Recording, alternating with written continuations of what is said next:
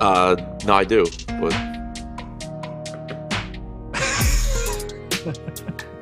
oh shit, you're counting me in.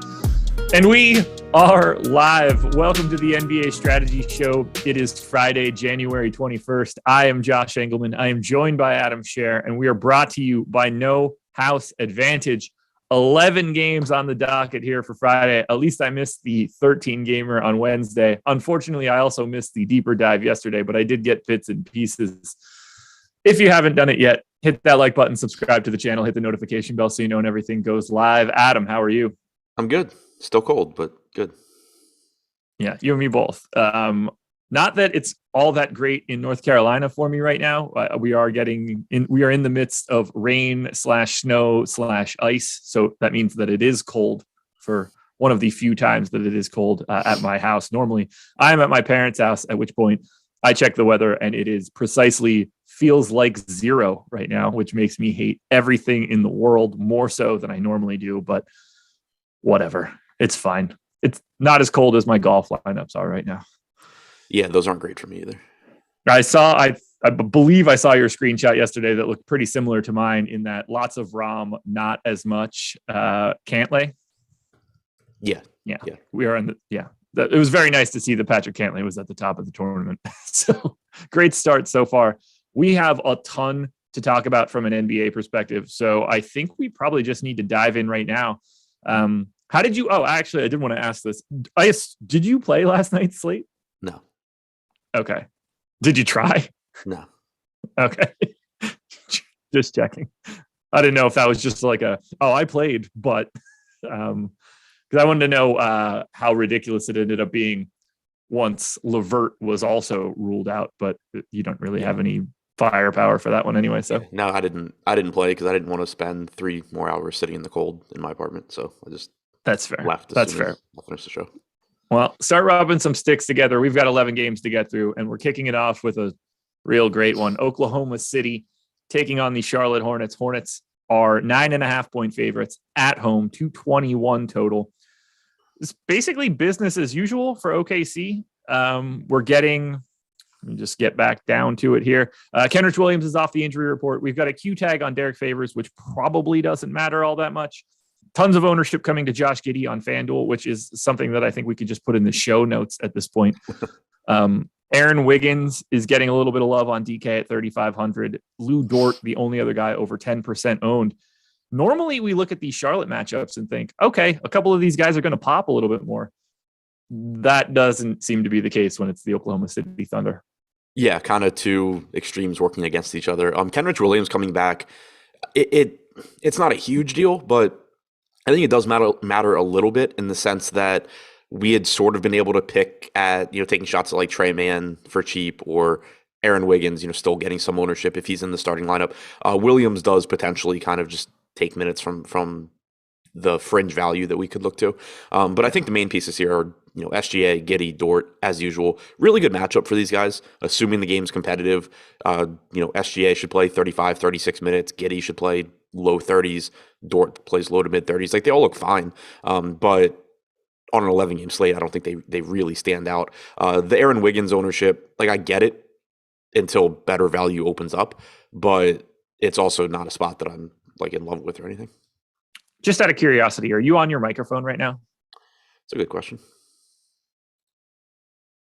Yes. Okay. Maybe it's just my AirPods. Or the fact that I'm somewhere that I'm not normally. Anyway, I don't think that I have anything else to really add here for Oklahoma City. I mean, we know what we're doing here. We know the guys that are just generally playable. I understand the Wiggins value, but the less time we spend talking about Oklahoma City, I think the better our lives would be just in general. Yeah. If they just got relegated, that would be fun.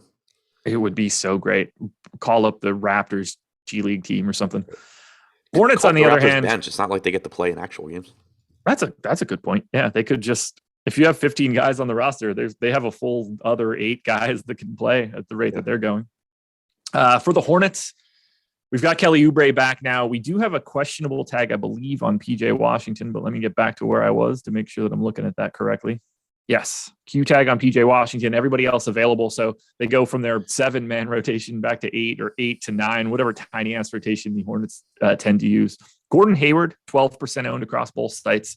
LaMelo Ball, double digits across both sites, slightly better on FanDuel.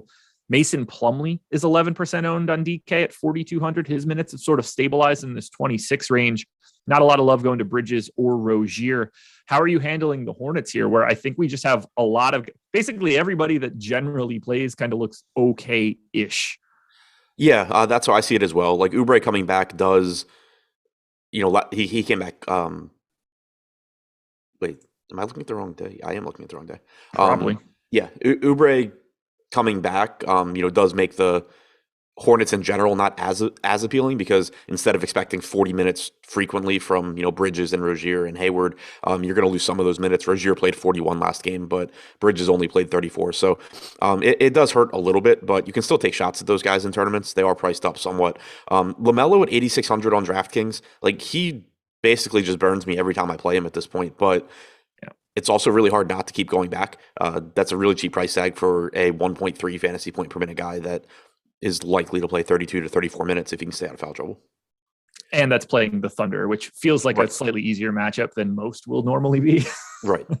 I'm kind of curious what they do at center if PJ Washington's in, because Washington's just basically been the backup to Mason Plumlee, like you said, but they have played some bigger teams too.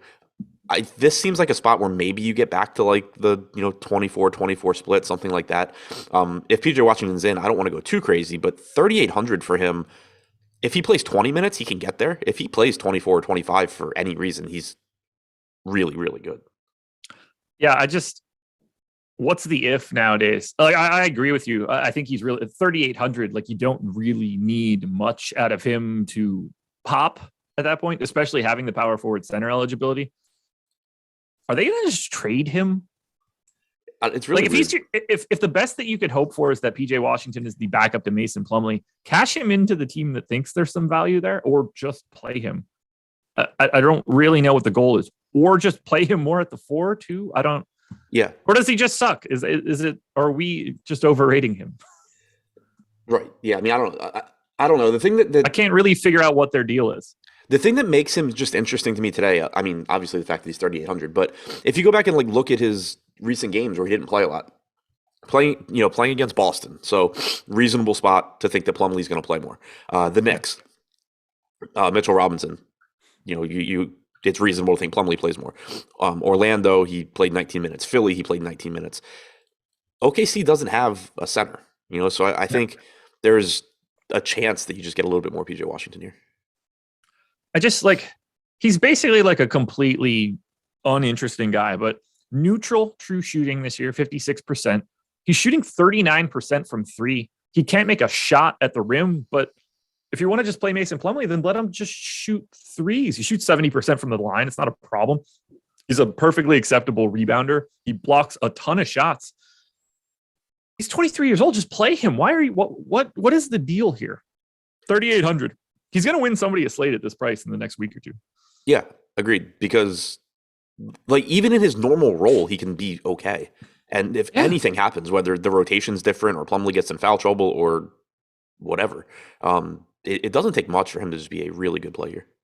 No, it might not matter. He's going to need the extra minutes probably on when it's an 11-game slate. Sure. You're going to need the time. If this is a 5-game slate, PJ Washington can be a guy that becomes a necessity in his backup run to Mason Plumlee in 22 minutes. Today, it's going to be a little bit harder to do it in the short time, but he's a guy that we got to keep an eye on, unfortunately. Yeah. I mean, even right now, for example, Aaron Wiggins getting 18% ownership on the other side of this game. Washington getting, he's questionable, so it probably screwed up. But right now, 1%. Yeah. I don't really think there should be a gap between those two. No. In terms of trying to win a GPP, I think I'm going to have a better chance going to PJ Washington and being there on the day where it becomes interesting, because you'd like to think he's just like a Mason Plumlee injury away, but they could also just still not play him and go to Nick Richards for 14 minutes and really twist the knife. Anyway, either trade him or play him. Charlotte, wake up. Come on, Michael Jordan. What are you, asleep at the wheel? Anything else for Charlotte? Nope. All righty. Keeping it moving to The Los Angeles Lakers, 5.5-point favorites in Orlando, 221 total.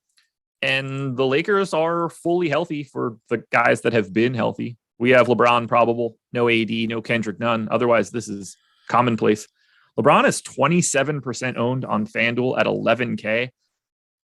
Feels a skosh high for this 11 gamer. We'll talk about it in a little bit, but there are a couple other pay up options that I would prefer to get to over LeBron James. We'll see what that ownership looks like. We've got LeBron 15% owned on DraftKings. Russ down to 7,200. Let's just start here. If I told you that Russell Westbrook was 7,200 today, let's just say 6 months ago, what would you assume happened? You would assume he's on like a minutes limit, right? Yeah, I would just assume he was hurt.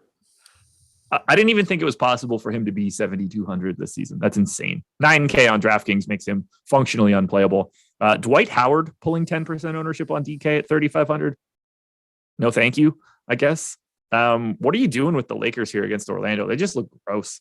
Yeah, I mean, LeBron's the only guy that really stands out. You know, it's a good matchup. He's a really, really good points per minute guy. Obviously, that goes without saying.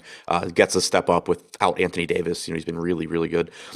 Plays a lot of minutes. I had no issue getting there. DraftKings did take away his point guard eligibility, so he's now a small forward. Over the course of this week, he has gone from being a center to a point guard / small forward to a small forward.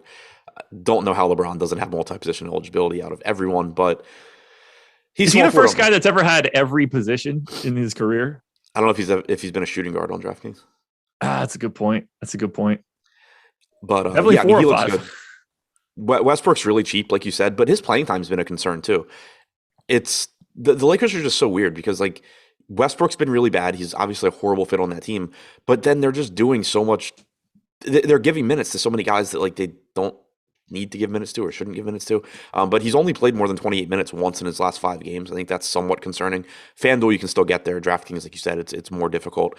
The rest of the pieces aren't that interesting. I could see taking some shots at $3,500 Howard. He only played like 13 minutes last game, but he seems like he's starting now. I know Kurt Rambis said that they needed to use Dwight Howard and DeAndre Jordan more. DeAndre Jordan hasn't made it into the rotation, but Howard's been starting.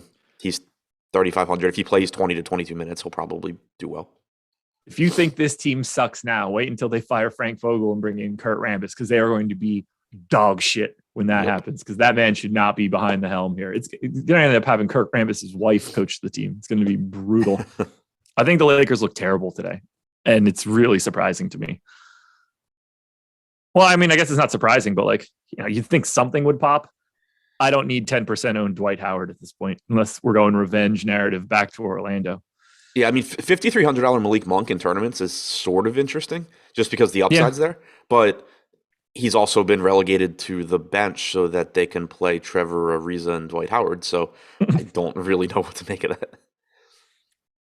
Yeah, Curtis McMillan mentioning that I said it was a bad trade on Twitter. I'm not. That wasn't a stance that like I was alone on. It was. I think everybody on the planet knew it was garbage at the time, but you never know. The people that actually thought it was going to be good for the Lakers, sorry, didn't work out quite there for you. Yeah, it's such a bad fit. If they're going to continue to sit him during crunch time of close games, it's going to be real fun to watch. Really fun to watch. Sign me up for all of that. I hate Russ. Orlando.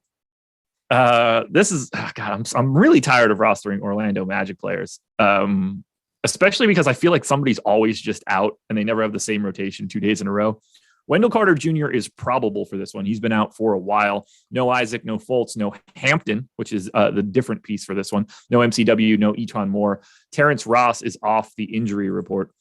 So we've got Cole Anthony, close to 20% owned across both sites. Completely agree with that. We've got Jalen Suggs, 26% owned on DraftKings. So I don't know if you've got a couple extra DraftKings accounts that are pushing that number up.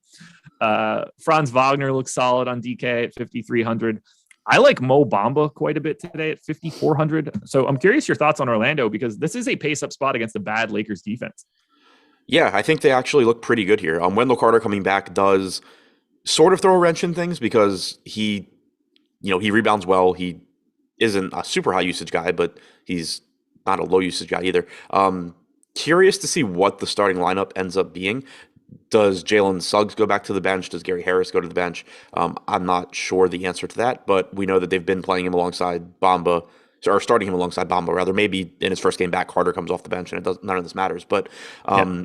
I am curious what the starting lineup is. If Suggs stays in the starting lineup, I think he looks very good at 4,800. If he comes off the bench, there's still a ceiling there, but I start to become concerned just because Orlando is running a pretty deep rotation. They have a lot of guys, and so it makes it tough. If they move Suggs back to the bench, you can't assume that they're just prioritizing his minutes because they'd start him if they were. So it makes him pretty risky. But if he starts, I think he looks really good at that price. Bamba at 5,400 still looks good. Carter coming back isn't great for him, but he's still really cheap, still likely to give you 28 to 30 minutes. Cole Anthony's price tag is cheap. He's another one. We had talked about it before the Sixers game the other day. He's still a really high upside player. With the number of guys that Orlando has in their rotation, I think you're going to end up around like 32 minutes a lot more often than 36, which kind of sucks, but the price tag is also dropping, so it doesn't matter that much. Yeah, I put him in for 32 just to be safe, and he still looks pretty good. And at the very least, there's the possibility that he could fall into more, and those are always really the stances that I like to take. So, and by the way, yeah, LeVert is terrible. If you want to like win basketball games, but chat, you can handle that one. I just can't. I'm mostly just curious if the good athlete part was like if he's saying like athleticism isn't a knock on Russ either, but I don't know if he was just talking about LeVert and not comparing him to Russ. Yeah, I don't know. I have no idea. But yeah, he's still LeVert's still not very good. I don't care that he smashes in DFS. That's a completely different discussion point altogether. I mean, anybody can smash depending on what your salary is. You accidentally price Karis LeVert at 4K, like he's going to smash and he doesn't even have to play all that well. Unfortunately, we're going to have to roster a bunch of Orlando today. That's not really fun. Does the 26% ownership make sense to you for Suggs? If he starts. Yeah, I agree. Like he played 33 minutes last game. He's a 25% usage guy. He's not efficient, but that's a lot of usage for that price tag. Anything else you want to touch on for the Orlando Magic? Franz Wagner's cheap as well. Yeah. They just have a bunch of guys that look pretty good. All righty. Well, schedule for the rest of the day coming up at 11 a.m. So immediately after this show. On the contrary, NFL breakdown. We've got a 12:30 p.m. Yahoo NFL show. We've got the NHL strategy show at 2. We've got the NFL strategy show at 3. We've got a Prize Picks NFL show at 4. Adam will then be back at 4:45 for the deeper dive, leading in to Live Before Lock at 6 p.m. NBA player projections are free. NHL player projections are free. And MMA pro plays are free today. A lot of good free content here at Awesemo.com. We keep it moving on to the other LA team. Both teams playing on the East Coast today, which is really weird. Maybe something's going on at Staples Center. LA Clippers, 8-point dogs in Philadelphia. Questionable tag on Marcus Morris. Questionable tag on Nick Batum. We saw Luke Kennard make his way back to the team their last time out. The highest owned guy on the Clippers right now on either FanDuel or DraftKings is $4,200 Zubats on FanDuel at 8%. If everybody's in, if Marcus Morris and Batum are in, do you see anything of value here for the Clippers? I mean, you can still take shots at Morris, Jackson, Zubats, but you have to keep in mind that Morris has a really big impact because he takes usage away from Reggie Jackson, but he also makes it so Zubats' minutes aren't as secure. So they just become a lot riskier. But even if you're expecting like 24 minutes from Zubats at 4,600, it's fine. But he'd look a lot better if Morris is out. Yeah. All right. So let's say Batum and Morris are out. What do you want to do? I think $6,100 Jackson looks good again. Obviously not expecting 50 plus fantasy points from him, but you're talking about a 30+% usage rate and potentially playing, a few more minutes if those guys are out. Makes him look good at 6,100. Zubats' minutes look better if Morris is out. Just less chance of them going small to close the game. Not that I guess it's super likely against Embiid anyway, but helps to solidify those minutes too. So I like getting to both of those guys. Coffee should play a lot, but his price has come up a bit. Terrence Mann at 4,500 becomes more appealing. Not a high usage guy, but does rebound pretty well. I just hate this Clippers team right now. Yeah. They're a mess. They're an absolute mess. Reggie Jackson's where I'd get to the most. Yeah, I'm with you there. 6,100 on DK, 5,700 on FanDuel. He's the guy that popped up the most during my sims. If you take Marcus Morris off the floor, there's even more usage to go around for Reggie Jackson.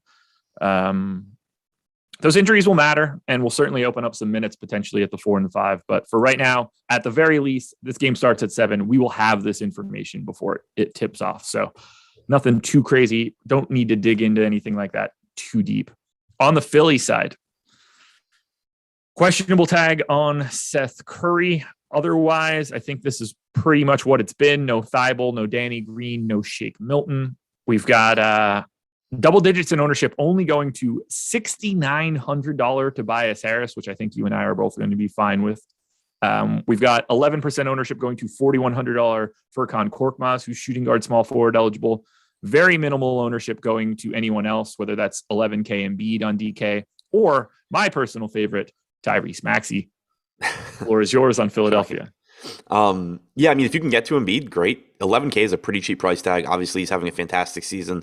He's playing really, really well recently. He looked like he was going to be a must-have last time out until Jokic beat his 70 fantasy points by 20. But it's always tough because of the opportunity cost at center and all of that, especially on a slate of this size. You also, you have Jokic playing. You have you have a lot of good center options, but Embiid does look good. Probably a little bit underpriced. Harris, 6,900 on DraftKings looks pretty good. I think Maxey is fine. Alrighty. You still we got chat's on one now. I saw your Russ reaction. Struggles with his jump shot. Otherwise, he's still elite. That's a take. He does. LeVert's a top 40 player in the world. He does. Yeah, that is a true statement. LeVert, a top 40 player in the world, might be one of the worst takes we've ever had in chat. That's incredible. 28th in offensive Raptor, and somehow then he's 40th in the league. I'm going to go out on a limb and say that Karis LeVert's bad defense isn't going to get you there. Whoo, boy, that's bad. Bad, everybody. Oh, God. I don't have anything else for Philadelphia. 28th in offensive Raptor, and this guy is then 40th. What is he in defensive Raptor, Gene? Do we care about the other side of the ball here? Also, 28th in offensive Raptor is comical. Anyway, let's move it on to a game that I thought I would want to ignore, and unfortunately you can't do it. Miami, 1-point dogs in Atlanta, 217 total. Josh does not admit that he doesn't watch most games. I watch an absolute ton of basketball. Don't know where we're going there. If you want to say that I don't watch baseball, that's true, because I would rather stick pins in my eyes. Given the fact that Miami is a 1-point dog, they have no Kyle Lowry. They have no Tyler Hero. Both of those things are appealing for the rest of this team, unfortunately. We've got 21% ownership going to Jimmy Butler on FanDuel at 8,800, just 5 on DK. Bam Adebayo's in double digits on DraftKings. Gabe Vincent, PJ Tucker.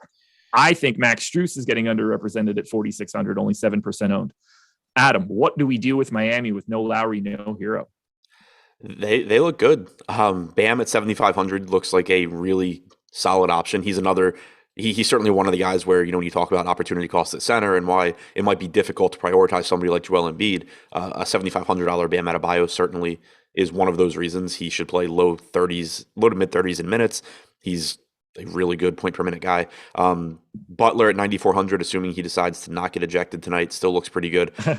He was really popular last time out, burned a lot of people, but I think going right back to him makes some sense. And then you have the cheap guys. I mean, Vincent starting again, most likely. 4,800 looks pretty good. 4,600 for Strus off the bench, likely to play around 30 minutes or so. Caleb Martin at 4,400 certainly has upside, but just a reminder to anyone that is going to look at what he did last game and go back to him. He did start the second half in place of Butler. That's not happening again. Well, hopefully. That ejection was great. I love that Butler basically just told him to give him the tee. Yeah. With some extra words involved in that sentence too, but it's incredible. Yeah, I 4,600 for Strus is the guy that stands out most to me. Am I missing something here, or should we be expecting him to play 30 minutes today? So, it's always risky because well, like I'm assuming he's going to come off the bench again, and so you can never guarantee those minutes. But typically, he's getting them. I mean, the way he doesn't play 30 minutes is like if Duncan Robinson closes, because even last game, like I thought Hero being out would pretty much lock Robinson into more minutes. And then if you told me Butler gets ejected, I just think Robinson plays a ton. Robinson still only played 23 minutes. Strus was in the closing lineup. Caleb Martin was in the closing lineup. So I think to some extent it's a hot hand situation. Like if Strus is playing poorly and Martin's playing well, Martin can clearly close over him. Robinson can close over him if he's making shots. So I don't think 30 minutes is guaranteed, but I think it's certainly on the table. It's tricky. Yeah, I gave him 30. Maybe I have to walk that back a little bit. I love the positional designation for sure in this spot. Man, what does the Heat do with Duncan Robinson? Because this dude's not playing even with these guys out, and he's about to make a lot of money over the next 4 years. Yeah, it's really weird that he's not playing more. Like when I saw Hero was out for this last one, I was like, I guess Duncan Robinson played like 32 minutes. Nope, just Duncan Robinson's playing 23, 18, 17, and 18 over the past 3. Just not getting out there. Tough spot for Miami right now. Let's move it on over to the Atlanta Hawks. This one's kind of blurry. I don't know how much we can really handle it. Bogdanovich still out, but Q tag on Capella, Q tag on Gallo, Q tag on Gorgeous Dong. No ownership coming on to these guys from FanDuel. 8% going to Hunter, but a lot of those Q tags matter. Is this something we could even dig into? Do you see any good DraftKings plays one way or the other if these guys are in, out, etc.? I mean, like if they're all out, clearly we're opening up like 100 minutes, but what do we do with Atlanta right now, or do we just have to wait? Yeah, I mean, I think you kind of just have to wait. If Capella is out, then I think you can go right back to Okongwu. Had another good game last time out. He's, other than the one game where he only played 24 minutes, he's been getting a ton of run when he starts. Played 34 minutes last game. I think you can go right back there. But obviously, if Capella's back, you lose that. Gallinari, if he's out, I think the biggest difference is that it probably even solidifies Okongwu's minutes a little bit more, because I think that you're mostly getting like a 3-man power forward / center rotation with Okongwu, Collins, and Gallo. If Gallo's out, I think it just makes it like less likely that you get a John Collins at center closing lineup and Okongwu doesn't close. I don't necessarily know that it opens the door for anything extra value-wise, though.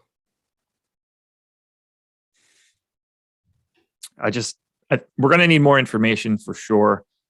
Can we do anything with 10K FanDuel price, 10-3 on DraftKings, Trey Young? Like, does any of this information actually matter for him? I don't think it matters for him. He's just, a high upside, relatively low probability play, I think. Yeah. I mean, right now on DraftKings, we have it projected for 2% ownership, 5% chance of being in the optimal lineup. So under-owned, but also not particularly likely to get you there. Infrequent, yeah. Keep your eyes peeled for the news here, because we can see a lot of swings. I mean, Capella being out wouldn't be all that surprising. We're pretty used to that at this point. But, if Gallo gets ruled out, we don't have Reddish any longer. That is going to open up something on the wing. More often than not, it's just going to go to something that's awful. But you never know. Minutes are minutes. On to Portland. God, this Portland team, man. They are snake bit this year. I'm really curious to see what happens with these guys and if they send anybody out during the deadline. No Norm Powell, no Larry Nance, no Dame, clearly. Q tag on Nas Little. Dennis Smith Jr. is probable. Cody Zeller also out. No one is getting ownership here for Portland. The highest owned guy in this game is Nurk on FanDuel at 5.6%. The next highest rate of anybody here, 2.9 for Robert Covington.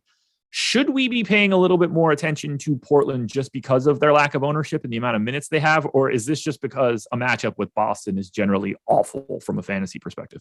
Yeah, I mean, the matchup's not super appealing, but I think we should be paying attention to at least a couple of pieces here if they're going to be low owned. One being Nurkic, dealt with some foul trouble last game, only played 27 minutes, but still has a path to getting mid-30s if he avoids foul trouble. We know he's a very, very good point per minute guy. But also CJ McCollum, his salary is falling. He played about 28 minutes in his first game back. He played 32 and a half minutes last game. I wouldn't be surprised if he just goes out there and gets, his full run or close to it tonight and gets you like 36 minutes or something. Him playing without Dame is very, very good and very appealing at low ownership at that price tag in tournaments, I think. Yeah, I gave him 34 minutes, 1.1 FanDuel points per minute in this spot, 7,700 getting point guard, shooting guard. I mean, I wouldn't be surprised. The only reason he doesn't look better is because it's a matchup against Boston, and it's about as bad as it's going to get. Like, they can throw wing defender after wing defender after wing defender at him if you really want to try to take CJ out. But the upside, the ceiling price for him here with no Dame, very appealing to me. The rest of it is just like, I don't mind getting to single shots of Portland. I understand why they're not pulling any ownership. Yeah, like they're a team where if you told me any of these guys were really popular, I would just say, okay, cool, I'll find somewhere else. Nothing stands out. But from an upside standpoint at low ownership, I do think that particularly Nurkic and McCollum are really interesting. Yeah. What opens up if Little sits? Nothing? Tony Snell type bullshit? Yeah. Okay. Yeah, I mean, like Covington's going to play a lot, one or the other. Macklemore could play a little bit more. Ellaby's back. I don't think it matters a whole lot for DFS. Okay. That's really crazy to me that a guy that normally plays 30 minutes can leave the rotation and it basically won't change the entire outlook of the team. That's really rare. And I don't think it does. Like, everybody that is going to play functional minutes already has the minutes. Everybody that doesn't stinks from a fantasy perspective, unless like they're not going to give Dennis Smith more minutes for it. So that's the only guy that would be valuable for it. Right. Like Macklemore is 3,800. He probably gets into like the mid to upper 20s.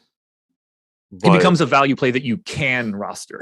Right. Exactly. It's still not one that I'm not sitting here waiting and saying like, oh man, if Ben Macklemore opens up, that would be great. Yeah, it's going to change the day on an 11 game slate. I got nothing else for Portland. Not me neither.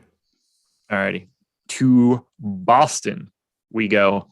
And it's looking like Boston's going to be tough to talk about today. Well, tough to talk about in that they're healthy and functional. Q tag on Marcus Smart, but he's coming back from the health and safety protocols. I have him in for right now. Robert Williams was out for the birth of his child. I have him in. And then Aaron Nesmith is questionable. I don't think that anybody actually cares about that. So, highest owned guy in this game for Boston on either FanDuel or DraftKings is 10% owned Al Horford, 5,500 on FanDuel, power forward center. Next highest guy in any of this is Jason Tatum at 4.5%. Now, I do have a little bit more interest in these Boston guys in comparison to where we were for Portland. If there's not ownership here, like Tatum's price is down into the mid 9s now. I think that's totally reasonable for a stealing type game for him. Jaylen Brown is now finally into the mid 8s. I think that's reasonable for him at no ownership. I will happily go to a $7,200 Time Lord on FanDuel where he also has power forward eligibility projected for 0.7% ownership right now. Sign me up for that. And I understand the Horford ownership on FanDuel. I'm a little bit more interested in Boston for tournaments than it seems like the public is. Yeah, I kind of just feel similarly about them as I did the Nurkic and McCollum pieces. The matchup obviously is better for Boston, but where like Tatum and Brown are priced, I think they're correctly priced, if not slightly overpriced. But we know that they have a really high ceiling. In any given game, one of them can go off and the other one takes a back seat, even though on average they're going to cut into each other. So getting to them at like 2% ownership is fine. Anytime Robert Williams is low owned, he's somewhat appealing just because for one, he's been playing more minutes prior to his absence. And for two, you get a lot of volatility because of the defensive stat upside. So like any of those guys look good as long as they're low owned. Horford's salary is reasonable. If Time Lord is back, I think Horford's playing time becomes questionable. Like there's a good chance he's getting mid 20s in minutes again, which isn't great. It's a weird team, man. We were having this chat. So I was in Discord before I was taking my flight on Tuesday, talking about Tatum and Brown and like the changes you could possibly make here for this Boston team. They've been really, really good when Tatum and Brown have been on the floor this year. What can Boston do to improve? I know this is like a generic question. Like, is Robert Williams their center of the future? Do they need, like, is it just shooting? Like what is stopping this team from being really good? Because I feel like they have really good players. I don't know. You're asking the wrong person. Yeah, I guess. I don't know. I enjoy talking Boston Celtics basketball because for some reason people hate them, even though they've got like a bunch of really good young dudes. I don't know. I don't get it. Go Tatum, go Brown. Anything else for Boston? No, that's it. Like if Smart's out again, Schroeder should play a lot, but his salaries come up too. All righty. Let's talk a little bit about the presenting sponsor of this show. That would be No House Advantage. You guys can use the promo code Awesemo to get up to a $25 deposit bonus. Can't beat that. Everybody likes extra money. There are over 500 player props offered. We have on Awesemo.com free No House Advantage projections and the optimal lineup tool. You don't even have to do any work. Just sign up, use that promo code. We will provide you with all of the goods. I don't know why you would want to pass on something like that. So mostly you're ranking player props with a confidence interval. So your favorite one could be worth 10. Your second favorite would be 9, 8, 7, 6, 5, all the way down the line. It's 100% peer-to-peer, so you don't have anything to worry about from that regard. You're not trying to beat the house in this case. They've got the $2,000 slam dunk going off today. I'm going to hit Adam with a prop or two if I could actually get this to load. Not No House Advantage's fault. It is the fault of the internet in these parts. Let's see who's going to be the most interesting guy to take a look at for today. Like over under 30 and a half points, rebounds, and assists for Jimmy Butler. Seems like an over. Yeah, it does, right? Like, yeah, I think it's over. Quite a bit. Yeah. I'm intrigued by it. How about, let's see, there should be another good one. This one could, that's not nearly as high as I thought it would be. Chris Boucher.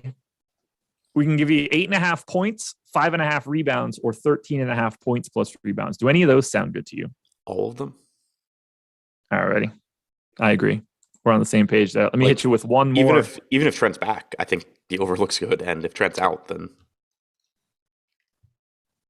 Daniel Gafford. This one's the tricky one. 6.5 points, 4.5 rebounds, 10.5 points plus rebounds. Feels like you just want to snap take the under and hope that like it doesn't break well for Daniel Gafford. Yeah, I mean he's barely playing at this point. I know. As long as he gets on the floor, things should be good. What were the numbers? That's a good question. 6.5 points, 4.5 rebounds. Yeah, I like the under. All righty. We are on the same page there. Make sure you guys are checking out No House Advantage. Promo code Awesemo. We're on to game number 6. The Chicago Bulls, 8.5 point dogs in Milwaukee. So Chicago is like somehow getting guys back, but also slowly but surely losing more and more of them. So we did get the boss man back. Alex Caruso is on the floor again for Chicago, but we have no Zach LaVine. We have no Lonzo Ball for a pretty extended amount of time. No Javonte Green, no Derek Jones, clearly no Patrick Williams. DeMar DeRozan, 22% owned on FanDuel at 8,400. We got Vooch at 14% ownership at 8,800. I'm interested still in Kobe White here, 6,400 on FanDuel, 6,400 on DraftKings. Who's the best play on the Bulls today? I think DeRozan and Vooch both look good. Vooch down to 8,800, DeRozan at 9,100. You can expect 34, 35 minutes from those guys. DeRozan gets a usage bump. Well, they both get a usage bump without LaVine. Without Lonzo, you get a little bit of an assist bump. I think they both look pretty good. Kobe White looks fine. Desummu's been doing more playmaking. I still have a really hard time getting him at 6,100. But DeRozan and Vooch in particular, I like. Yeah. How many minutes is Kobe White playing today? Let's start there because I think that's the most important piece for me, at least. I mean, it partly depends. Actually, it probably doesn't. I was going to say it partly depends on what Caruso's minutes limit is, but it probably doesn't. 34 to 36. I gave Caruso 28 for today. Yeah, I think that's very reasonable. And I assume that White's playing, 34 to 36, somewhere in there. 4% ownership for Kobe White at 36 minutes feels oddly low today. Yeah, I think it's, am I over projecting him, do you think? I think it's fine. I mean, it's a lot of minutes. He's reasonably priced. For the season, he's averaged 0.83 DraftKings points per minute. I don't think he's getting a usage bump playing with Vooch and DeRozan typically. Yeah, I got him in for 24% usage right now. I can't remember how I landed. Like, I definitely pulled rates and stuff on the process show this morning, but I don't remember For the season, he's at 19.5. how big the bump was. Like overall? Yeah. Without Levine on the floor, it's 21.4. Okay, that makes me feel a little bit better then. I think Kobe White's the most interesting play for this game if he's going to continue to be 4% owned. I have no problems with the DeRozan ownership or the Vooch ownership. Are there any other sneaky plays here? Like Dosunmu at 6,100 seems like it's going to be a tough sell. I don't really have much interest in going to Caruso unless he's starting. There's not much else here for me. Yeah, if Troy Brown starts, so like last game, McKinney started the first half, Brown started the second half. Brown ended up playing 26 minutes. If Troy Brown starts at 3,400, you can roll the dice there. You still shouldn't have like a lot of confidence though. No, you should not. Off to Milwaukee. Yep. For the Bucks, they are healthy.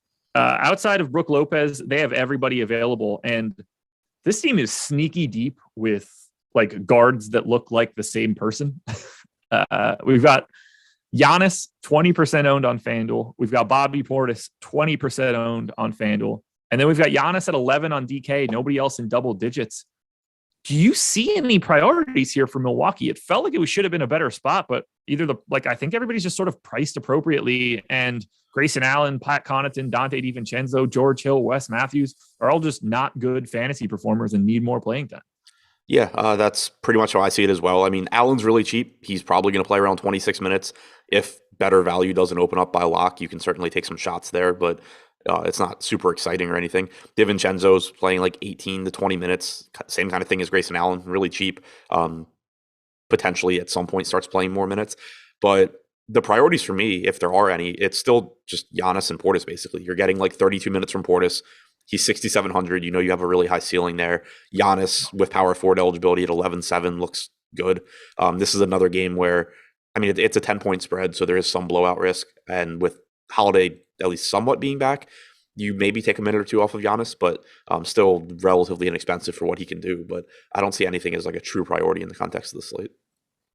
Yep, I'm with you. Giannis, Portis, and that is basically it. It's crazy. So sorry, Milwaukee. I'd like to go to you more, but I just don't see it. Anxious to see what Milwaukee does if they're going to make a trade or something along those lines. And now we go to Toronto. This team is bonkers. So we've got a questionable tag on Gary Trent for what feels like the 55th straight game. Kem Birch is out with that broken nose. These guys are just playing massive minutes. They might as well just run a 5-man rotation at this point. But I think it's kind of curious. Assuming let's start with one of the spots that I think is tougher to talk about. Assuming Gary Trent comes back, what are we going to see from a playing time perspective for Chris Boucher and Precious Achiuwa? Is that just a center split at that point? I still think they play like mid-20s. Okay. I gave him 24-24 for right now. The question then becomes, is Siakam still going to play 40 minutes today? I don't know how I don't project him for 40. Same for Van Vliet. They've done it for like 5 straight games. Right. I still think you're getting 38 to 40 from those guys if Trent's back. I think Trent probably plays like 30-ish. Barnes and Anunoby probably play mid-30s instead of like 40.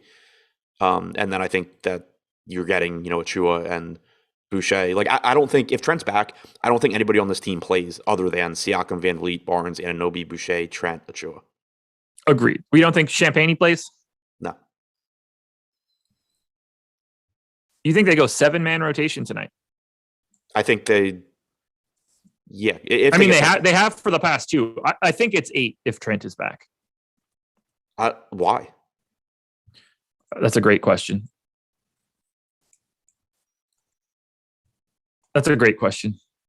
He's been playing even when, he was still playing when Trent was active. 8 to 10 minutes. How long ago was that, though? Were they beginning of January? I mean, January 5th, he played 11 minutes. Yeah, last game was January 7th for Trent. I can't remember how long they've been just committed to this play multiple bigs all game thing. Basically since Trent's been out. Yeah. That's why I'm just really curious. If you start taking slight playing time from everybody, take 2 minutes from Siakam to take him to 38, take 2 minutes from VanVleet to take him to 38. You can then get Boucher to 26, 28, Precious Achiuwa to 26, 28. I don't know really what they're going to do if Trent comes back. If Trent is out, we know what they're going to do then. This becomes a very easy discussion, at which point we're basically playing every single person from Toronto, right? Yeah, and actually, I do take it back. I guess I didn't realize that I still had minutes left over, even with they're not going to play 5-on-4, man. What? They're not going to play 5-on-4. They're not just going to not fill those. Whatever. We're going 232 today. So I mean, like you can give him 14 and still get the 38 to 40 for Siakam, VanVleet, the 36 for Barnes and Anunoby, 24 for Boucher, Trent. I mean, if they did kick him out of the rotation, then you're still talking about like 30 plus for Boucher. Yeah. So I gave Champagny 8. I split Boucher and Achiuwa at 24 center. Now I think that we could see a couple extra minutes there. I just don't know how to trim it. I gave Trent 34 though. I feel like if he's back, they're just stupid and play him a ton. Like it is a left ankle injury though. That's the only real issue, but I feel like if he's ready, he's ready. And if he's going to play 30, I don't think there's a huge difference between 30 and 36. Oh my God. Did you see Donald Leaper's message in chat? Oh yeah. Yeah. I just saw it as you were reading it. That makes me want to roster him more. I don't know why Donald wants to roster him less. Anyway, let's talk about the rest of Toronto then. Like, do you have an actual preference here? To me, it's just clearly Siakam and VanVleet. VanVleet now down to 8,500 is comical. Yeah, agreed. Like he's playing so many minutes, regardless, one way or the other. I really like getting into VanVleet. I think Siakam looks good. I hate that he's only center eligible. It makes it really difficult to prioritize him. I typically get to a good amount of Barnes and Anunoby because of the small forward eligibility, but I think VanVleet's the number one guy here. And if why is he only center eligible? They're playing two different centers 30 minutes a game. Right. If Trent is ruled out, then I think you also just go right back to Boucher and you go right back to Achiuwa. Yeah. If Trent is in, can you go to Boucher or Achiuwa? I mean, Achiuwa seems a little bit more reasonable just because he's 4,600. Like you can still, they still have upside in tournaments because we don't know for sure what the rotation is. You know, kind of like I said before, if they do just say, oh no, we're playing these 7 guys, then you're still getting like 28 to 30 minutes probably from Boucher and Achiuwa. So you could get there, but I wouldn't feel great about it, especially on an 11-game slate. You're just gonna be able to find guys that are still relatively low owned and look a little bit better. But if Trent's out, I mean, we've seen this rotation for a while now. Yeah, if Trent is in, to me, it just becomes really hard to play what I think is the 7th best play on Toronto in Chris Boucher in this one, because I just don't trust it at a $6,200 price tag. All righty. Boucher getting power forward and Siakam not getting power forward. These sites are just ridiculous. I went on a rant today on the Process Show about FanDuel not putting the positions in the correct order. So like Chris Boucher is center / power forward. Precious Achiuwa is power forward / center. It makes my brain like lock up when I try looking at the positions because I'm just so used to seeing them in I don't want to say chronological order because that's not what that is, but like, you know what I mean? From small to big. Yeah, I know what you mean. When I do the FanDuel tournament video and I am like going through boom bust and looking at positions, it always throws me off. It just like, I like tweak out when I see like power forward, small forward. Why just line it up correctly, you dum-dums? Come on. A lot of people going for Boucher. Daryl Ward's about to get himself banned for 5 minutes. I assume somebody's going to go ahead and grab that one. Yep, here it comes. Justin Wilson's recognizing it too. This Toronto team, man. Nick Nurse just, what do you here's an actual question for you. What do you think they see? Like this is an active decision by Toronto and their entire organization that they don't think it's a problem to play these guys so many minutes. Like, do you think they're doing something differently? Do you think they're right? What's the question? Like, should more teams be playing like Toronto? I mean, I guess it really just comes down to like it's a conditioning question, really, and like I don't know data on. I think there's a decent chance that playing, an extra few minutes on average doesn't actually increase your risk of injury that much or wear you down that much. I think there's a decent chance that it's probably overestimated by most teams, like how it is. Kind of like in baseball, innings limits instead of pitch count. Like it makes no sense, but teams just do it. So yeah, like I don't know. Like I don't have any data on it. I think there is a good chance that a lot of teams just overestimate like the risks to playing guys more minutes. Like this is one of the smartest organizations in basketball from top down. Like they are not coming about this. This is not just like Nick Nurse willy-nilly playing guys 38 minutes because they feel like they don't have a choice. Like they are making an active decision to do these sorts of things, especially when they're shorthanded and they're still running these guys out there. I'm fascinated to know what they see and how they are tracking all of their, like clearly these guys are doing like biometric scans. Like they have all sorts of data that we'll never know. I'm really curious. I would love to see some other teams go to this sort of rotational, whatever they're doing. Toronto's oddly fun from a fantasy perspective, just because they're easy to project. I'm just laughing at Chad. Daryl came back and started saying no Boucher. You can't negate it with more messages. Let's go to your Washington Wizards. Everybody's available. They kicked, I assume this, I don't know if he was out for sure, so I'll let you correct me. It looked like they kicked Neto out of the rotation and we're going to Kispert, and basically no one's getting ownership here outside of Montrezl Harrell. Yeah, I don't they think booted Neto. You can roster anybody from They booted Washington. Neto last game. They booted Avdia the game before. This is the first time Washington's been healthy all season as far as all of their rotation players, and they have way too many rotation players. I mean, they even watching the Washington Post game, they were just, basically it was like you can't run an 11-man rotation. Like that doesn't work. Drew Gooden was going off on it. They asked Kuzma. They're about to be the inverse of Toronto. Right. I was actually really surprised that Kuzma gave an answer, but they asked him like, what he thought about the 11-man rotation. I fully expected a non-answer, and he basically was just like, "It sucks. Like you have to deal with it, but it's not great." So sooner than later, they're gonna have to cut some guys from this rotation, trade somebody, do something. But right now for DFS, it's not great. I mean, you basically have Daniel Gafford now playing like 10 to 12 minutes a night. Harrell playing like Harrell's still getting low to mid 20s, but that's still not super appealing at center. Thomas Bryant, I think eventually maybe starts playing more, but he only played 12 minutes last game. He's at that price point at 3,400 where like whatever game he plays 20 something minutes, he's going to look really good, but he's also only center eligible. So not really a spot that I'm looking to not a hill I'm looking to die on.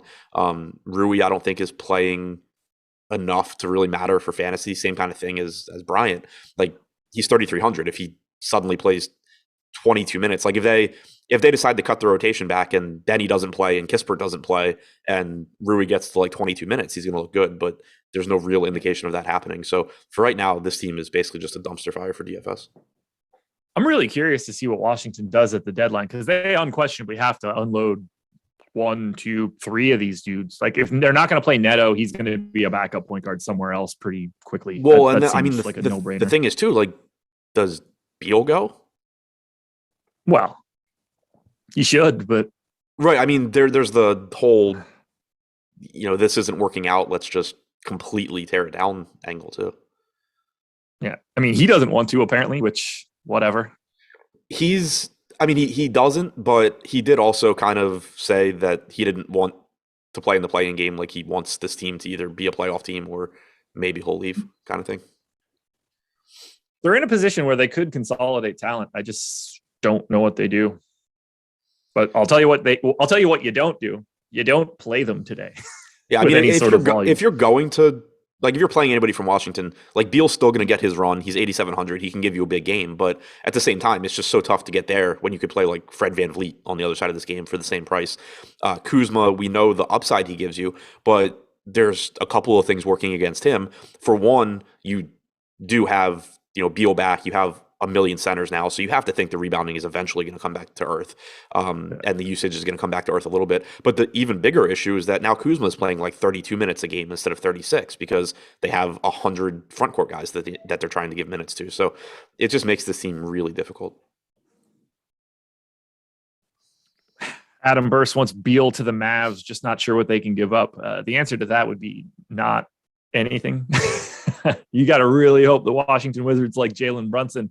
And spoiler alert, they don't need Jalen Brunson. So I'll take Luka. You want Porzingis? Nah, they can keep him. That wouldn't be fair. Beal to the Mavs would be terrible per Daryl Ward. So Daryl, you might want to go back to your awful Boucher takes from 5 minutes ago, because Beal to the Mavs would be incredible for Luka Doncic. To think that it would be something other than that would be a real tough sell. I'm going to go ahead and get the shooter and other ball creator for the team that doesn't have those guys. Yeah. I don't think that they'd be all that mad about having Bradley Beal alongside Luka as a 1-2 punch. They probably would prefer to get the version of Bradley Beal that is a shooter, though, and not this year's version. For sure. Assuming Bradley Beal is your normal Bradley Beal, that is about as good of a fit as you're going to find alongside Luka Doncic. Beal to the Lakers. Sadly, no one wants Russ. That is not the reason Bradley Beal can't go to the Lakers. I promise you that. Russ is not the impediment there. I mean, he is, but it's not because no one wants Russ. The amount of value in between these two guys are staggering.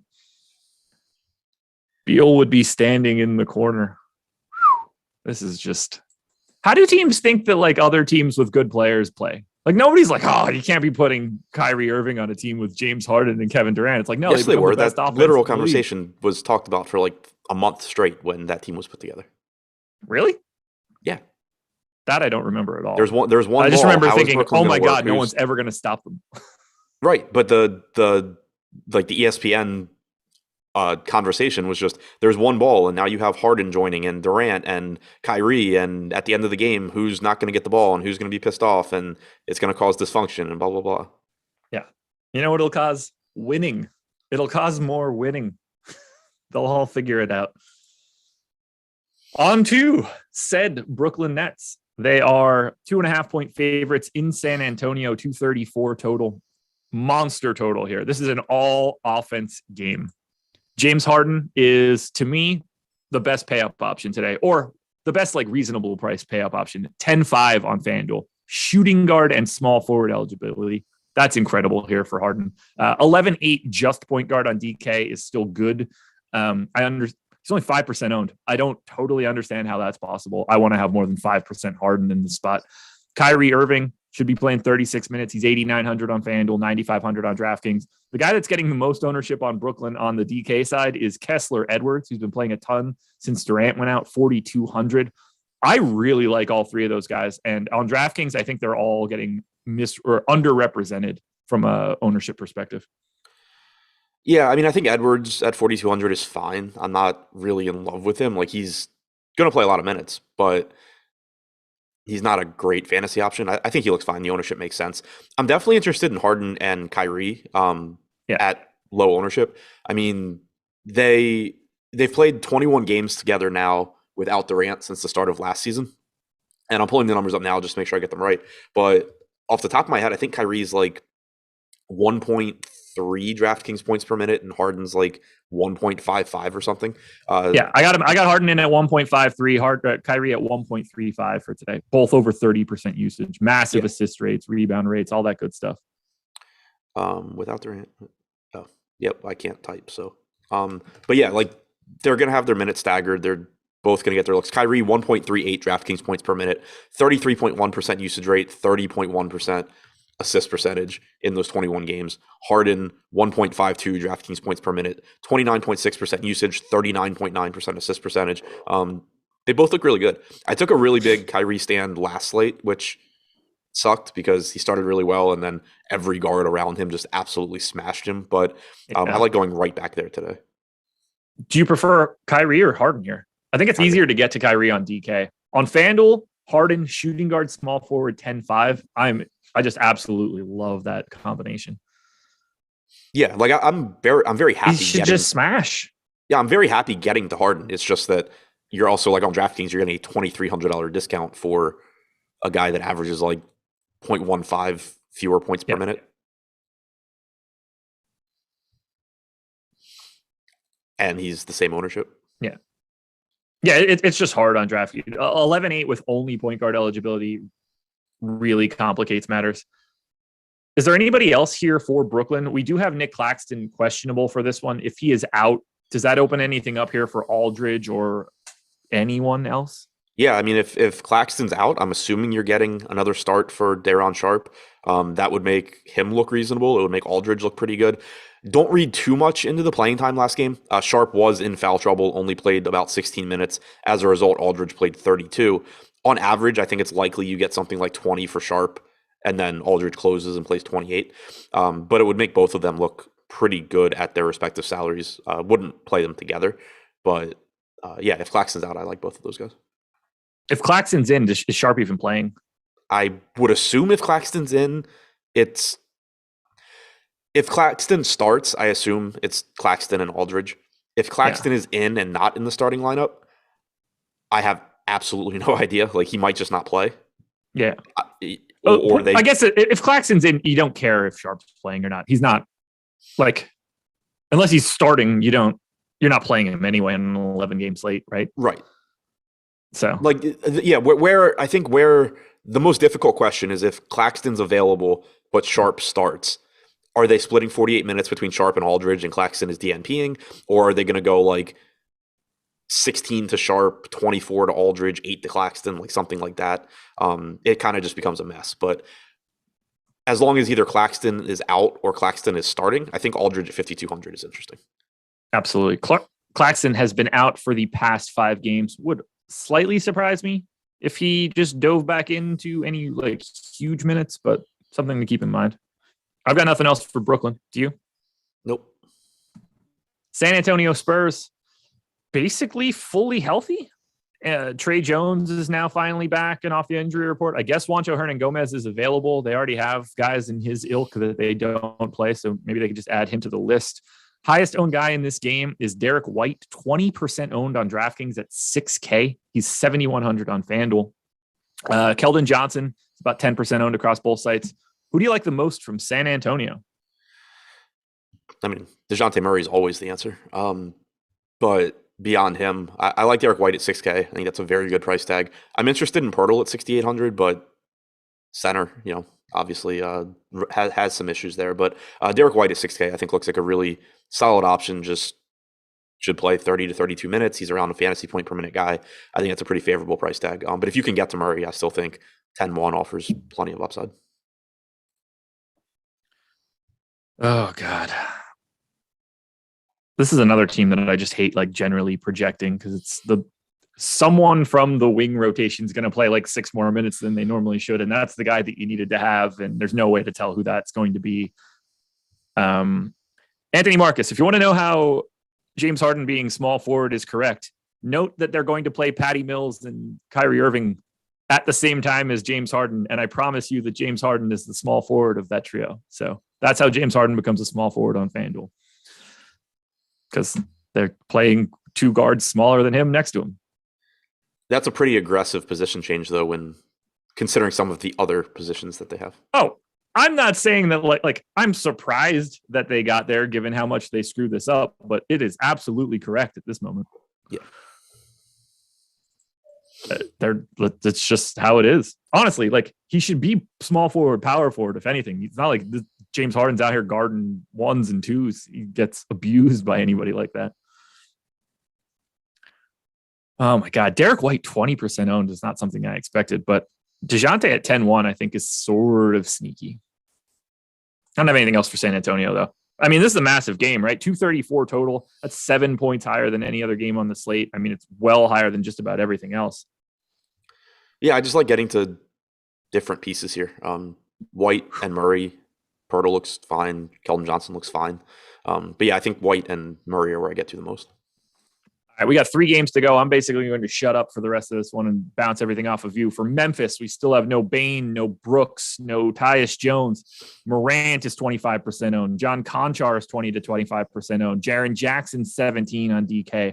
D'Anthony Melton is 13 on FanDuel. Good luck with that, everybody. Just jam Morant and Conchar seems pretty easy at the start. Yep. Oh yeah, I forgot you weren't talking anymore.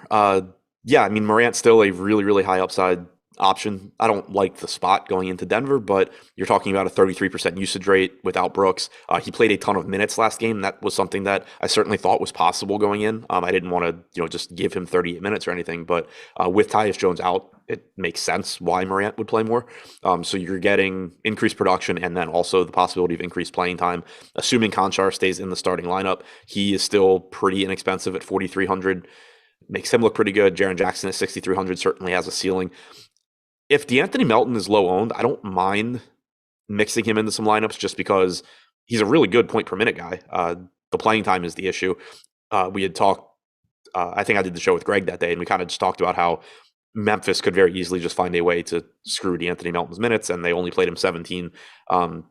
He basically just did not play alongside Conchar, so I wouldn't play those two together today, but if he finds a way to 24 minutes one way or the other, he's going to look pretty good. He's only projected for like 3% ownership on DraftKings. So I'm not going crazy there, but I think he's a better tournament play today at 3% than he was the other day at 50 whatever percent.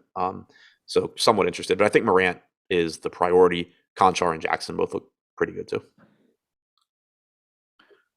4,700 Adams isn't crazy either.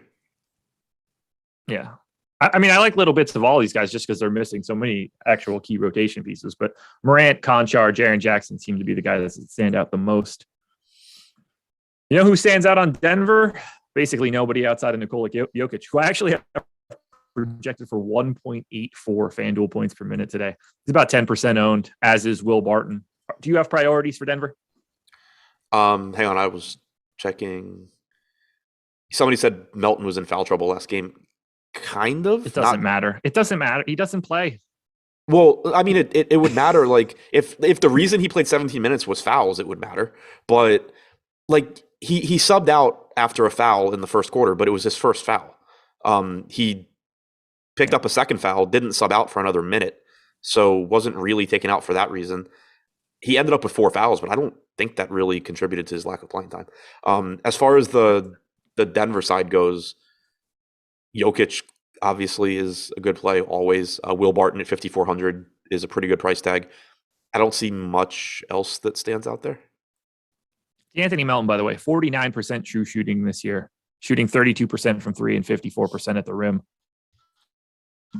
He doesn't play because he stinks. It's just weird. But yeah, just Jokic for me on Denver.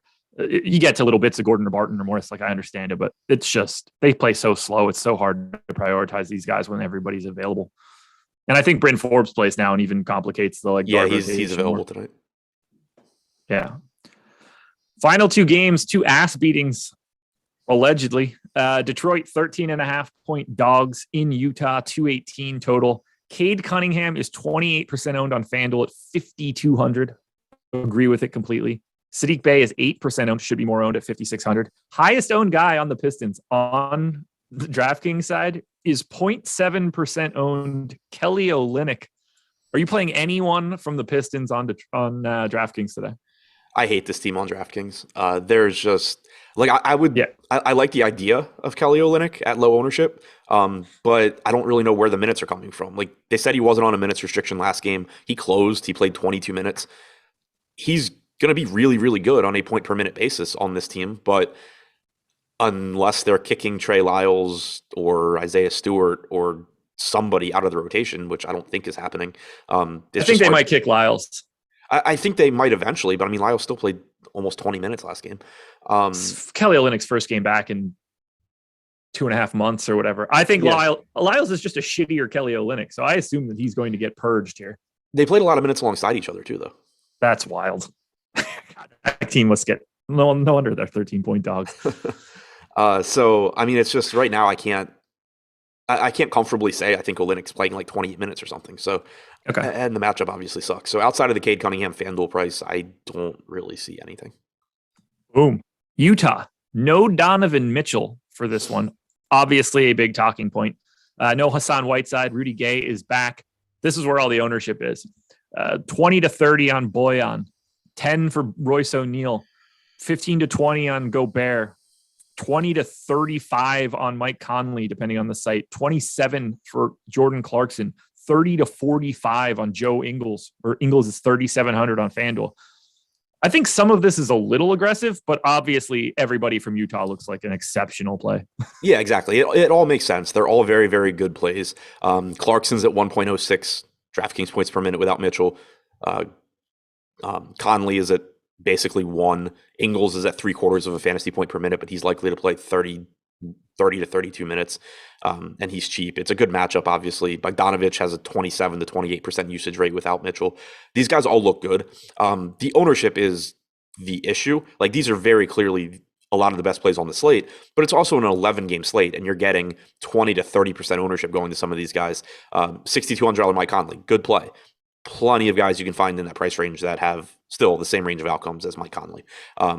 Clarkson, same kind of thing. So I like getting to these guys. Certainly in lineups where you have lower owned, pieces elsewhere, they are some of the best options on the slate. In cash, you should be getting to these guys for sure.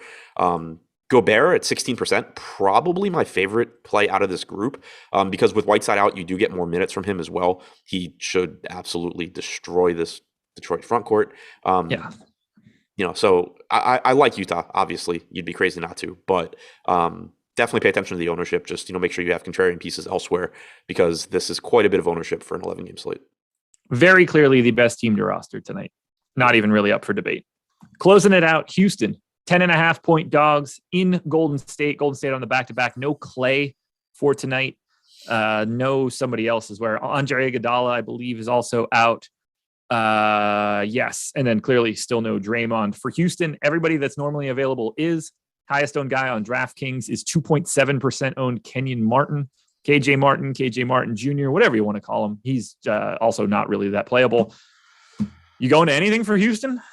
I like him in tournaments. 32 minutes from Christian Wood is a reasonable expectation. That's where he came in last game. We know the upside that he gives you, but the issue is that he's only like $700 or $800 less expensive than Gobert. But really high ceiling there. 4,500 for Jalen Green is fine. Kevin Porter Jr. at 6,400 is fine. Like, Kevin Porter Jr. is the kind of guy where Mike Conley is very clearly a better option in terms of like median projection, chances of success, but you're getting like a 20-1 ownership discount from Conley to Kevin Porter Jr. I like taking some shots at Kevin Porter Jr. Yeah, absolutely. I have Kevin Porter Jr. ceiling in his 32 minutes at 46 fantasy points. I've got Mike Conley ceiling in 32 minutes at 47.6. That 1 point should not be worth all of the ownership. Right. Like, that's really just the easiest way to look at it. For Golden State, things didn't go well for the bucket the last time out. Jordan Poole getting the biggest bump here, 19% owned on FanDuel. No one in double digits, though, from the DraftKings perspective. I think people are sleeping on Jordan Poole quite a bit. I'd actually like to still get to Kuminga. What are you doing with the Golden State Warriors before we get out of here? Do we have any news on who's resting yet? No Clay, no Draymond, no Iggy, no Wiseman, Otto Porter probable. Okay. Then yeah, I like Poole as well. 5,800 looks good. Obviously, you can get the Steph, but it's difficult. Like, I'd rather go Harden, I think, just amongst those relatively expensive guards. But yeah, Jordan Poole at 5,800 looks good. 4,900 for Kuminga is fine, but I don't think the same level of like priority that it was last night by any stretch. All right. You have GPP videos. You have injury videos, deeper dive, all that good stuff? Yep. Well, there it is, everybody. We are done. Thank you for joining us. Shout out to No House Advantage for being the sponsor of this video. Please hit that like button if you haven't done it yet. Got a lot of content coming out for the rest of the day. Enjoy your Friday. Win that money. I know Adam and I will be back again Monday morning for the strategy show, doing it all again. Peace.